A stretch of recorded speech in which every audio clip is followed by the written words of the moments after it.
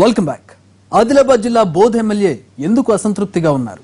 సర్పంచ్లతో సమానంగా గ్రామాల్లో తిరుగుతున్నా మైలేజ్ ఎందుకు రావడం లేదు? కనీసం పార్టీ క్యాడర్ కూడా ఆయన్ని గుర్తించకపోవడానికి కారణం ఏంటి? ఈసారి బోధ్ సీటు మీద కన్నేసిన ఎంపీ ఎవరు?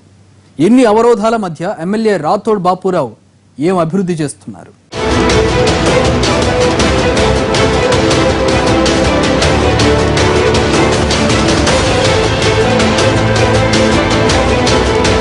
ఓవైపు కుంటాల, మరోవైపు పొచ్చర, ఇంకోవైపు గాయత్రి జలపాతాలు. అద్భుతమైన సహజ సంపద బోధ్ నియోజకవర్గం సొంతం.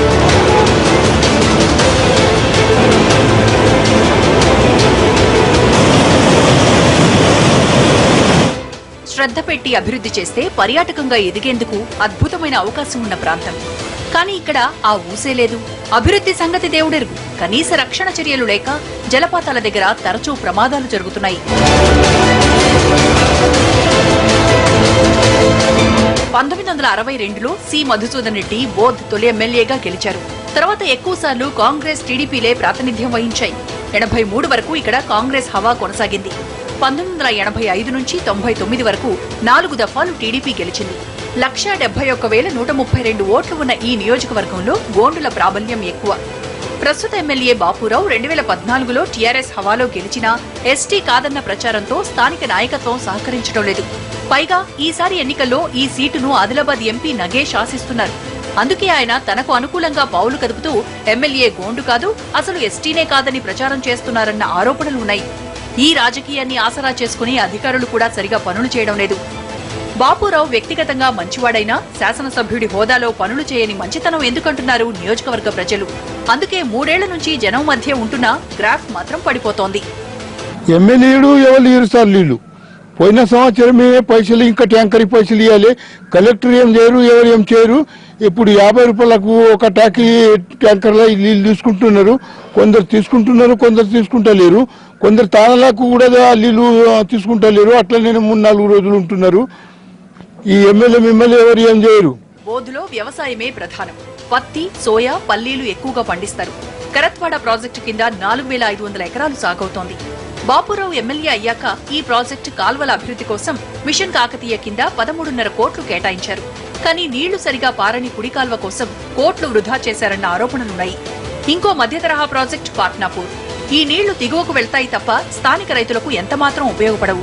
లిఫ్ట్ ద్వారా లోకల్ గా నీళ్లు ఇస్తామన్న హామీ ఇంతవరకు ఆచరణలోకి రాలేదు.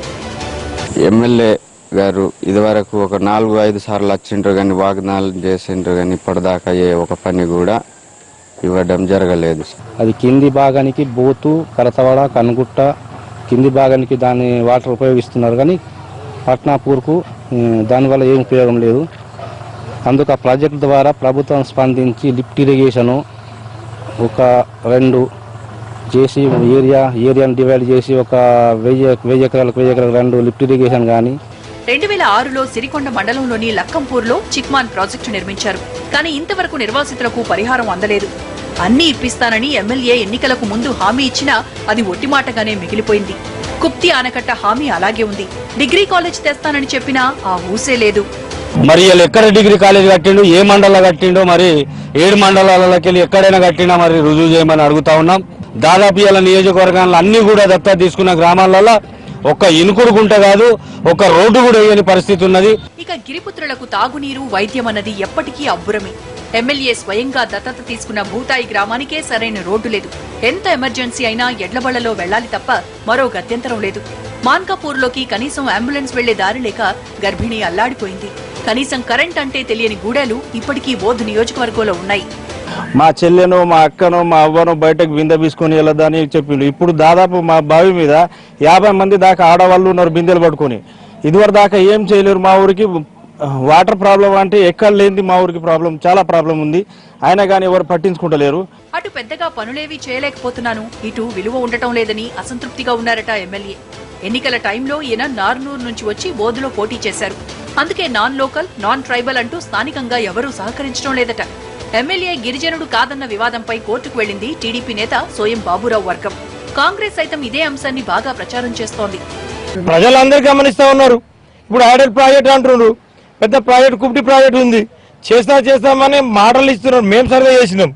అప్పుడు మేము 100 3 కోట్ల రూపాయలు ఇచ్చి సర్వే చేపిస్తే ఇప్పటి వరకు దానికి శాంక్షన్ లేదు. అంటే ఇప్పుడు ప్రజలు గమనిస్తున్నారు, వీళ్ళంతా మాటలు బుడుబుకలు జనం ఏమంటారు అంటే ఎమ్మెల్యే బండి వచ్చి ఆడ ముందర ఒక పోలీస్ బండి వచ్చి వచ్చిన డ్రామాలు అంటున్నారు. వాళ్ళకి ఏదైనా ప్రజలు అంతా గమనిస్తారు, వాళ్ళ పనితనం ఏం లేదు. తెలంగాణ మొత్తం మీద నియోజకవర్గంలో ఎక్కువ రోజులు గడిపిన ఎమ్మెల్యే ఎవరని సర్వే చేస్తే ఖచ్చితంగా రాథోడ్ బాపురావు పేరే ముందుంటుంది. కానీ దానివల్ల ప్రయోజనం ఉందా అంటే మాత్రం స్వయంగా ఆయనే సమాధానం చెప్పలేని పరిస్థితి. ఎన్ని అవరోధాలు ఉన్నా, ఎవరు అడ్డం పడ్డా రాబోయే 2 ఏళ్లు కూడా తాను నియోజకవర్గంలో తిరుగుతూనే ఉంటానంటున్నారు బాపురావు. ఎంపీనే కాదు, ఎవరు అడ్డుపడ్డా వచ్చే ఎన్నికల నాటికి ఖచ్చితంగా గ్రాఫ్ పెంచుకుంటానంటున్నారాయన. మాది చేతల ప్రభుత్వం, మాటల ప్రభుత్వం కాదు. గౌరవ ముఖ్యమంత్రి వారే స్వయంగా మరి దాని మీద దృష్టి సారించి ముందుకు వెళ్తా ఉన్నారు. ఇప్పటికే డిపిఆర్ అయిపోయింది. దాదాపు 900 కోట్ల రూపాయలతో డిపిఆర్ పూర్తి చేసి సబ్మిషన్ చేయడం జరిగింది. మొన్న ఏ మండలం వెళ్ళినా నేను మరి డీటెయిల్గా చిన్న చిత్క విషయాల మీద చర్చిస్తాను. అక్కడ ప్రజలతో మరి చాలా చక్కగా మరి ఒక బంధువుగా, ఒక వారి యొక్క నాయకునిగా మాట్లాడి వారి కష్ట సుఖాలు తెలుసుకుని వారు ఏం చేస్తున్నారు, ఏం తింటున్నారు, ఎలా ఉంటున్నారు, ఏం చేస్తే బాగుంటుంది, నా బాధ్యత ఏంటిది చెప్పమని నేను చాలా గ్రామాలు చెప్తా. అధికార పార్టీలోని కీచులాటల్ని అనుకూలంగా మలుచుకునే పనిలో ఉన్నారు ప్రతిపక్ష నేతలు. ఈ గొడవల్లోనే ఈసారి రాథోడ్కు అసలు టికెట్ రాదన్న ప్రచారం కూడా మొదలైంది. మరోవైపు నియోజకవర్గాల పునర్విభజన మీద ఆశలు పెట్టుకుని కూర్చున్న వాళ్లు సైతం ఉన్నారు. అప్పుడు రిజర్వేషన్స్ మారిపోయి ఇది ఎస్సీ లేదా జనరల్ అవుతుందంటూ ఆ వర్గాల నేతలు ఆశగా చూస్తున్నారు. మొత్తం మీద రాథోడ్ బాపురావు మంచోడన్న పేరుంది గాని అది సరిపోదు, మాకు పనులు కావాలంటున్నారు నియోజకవర్గ ప్రజలు.